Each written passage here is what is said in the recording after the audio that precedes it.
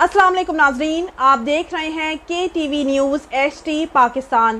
آئیے چلتے ہیں آج کی علاقائی خبروں کی طرف۔ سرگودا سے رپورٹ کر رہے ہیں ہمارے نمائندے عاشر گل۔ افریقی ممالک کے مختلف یونیورسٹیوں کے ایک تعلیمی وفد نے یونیورسٹی آف سرگودا کا خصوصی دورہ کیا اور vice chancellor university of Sargodha professor doctor کیسر عباس نے ملاقات کی۔ اس موقع پر کاسمیٹک اسلام آباد کا وفد بھی ان کے ہمراہ تھا۔ انہوں نے یہ دورہ یونیورسٹی آف سرگودا کے ساتھ تعلیمی، تحقیقی، فیکلٹی اور سٹاف کے تبادلے سمیت مختلف تعلیمی پروگرامز کے لیے باہمی تعاون کے امکانات کا جائزہ لینے کے لیے یونیورسٹی آف سرگودا میں جاری تعلیمی اور تحقیقی سرگرمیوں، مختلف تعلیمی پروگرامز اور دیگر تعلیمی امور کے حوالے سے بریفنگ دی گئی۔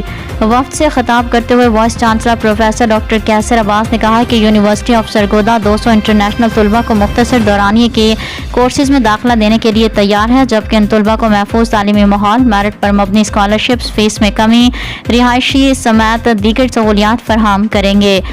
کینیا سے آئی ڈاکٹر سلما نور اور مسلم یونیورسٹی آف موروگورو کے deputy vice chancellor academic professor doctor Hamza Mustafa نے افریقی جامعات کے طلباء کو یونیورسٹی آف سرگودا میں حصول تعلیم کی دعوت دینے پر وائس چانسلر پروفیسر ڈاکٹر کیسر عباس کا شکریہ ادا کیا۔